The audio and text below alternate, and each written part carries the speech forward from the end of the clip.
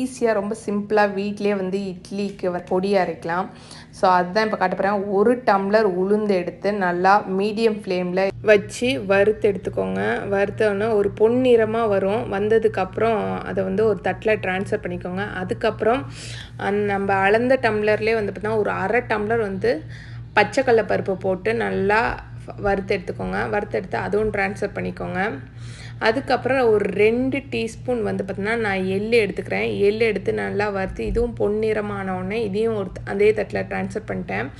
அப்புறம் வந்து ஒரு 6 காஞ்ச மிளகாய் அதையும் வறுத்து எடுத்து வச்சுட்டேன்.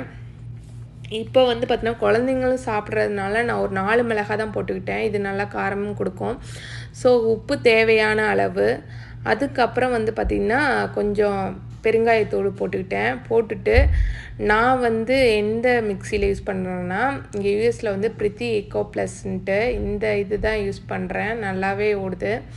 ஸோ இதில் போட்டு நான் நல்லா மிக்சியில் வந்து ஒரு அடி அடிச்சிட்றேன். இது வந்து பார்த்தீங்கன்னா நல்லா ஃபைன் பவுடராக அடிக்காதீங்க. கொஞ்சம் லைட்டாக கொரன்னு இருக்க மாதிரி இங்கே பாருங்கள், இது மாதிரி இருக்க மாதிரி அடித்து எடுத்துக்கோங்க.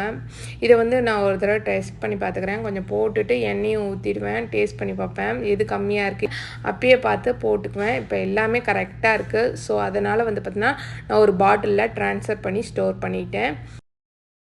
இது யூஸ்ஃபுல்லாக இருந்தால் உங்கள் ஃப்ரெண்ட்ஸ் அண்ட் ஃபேமிலிஸ்க்கு ஷேர் பண்ணுங்கள்.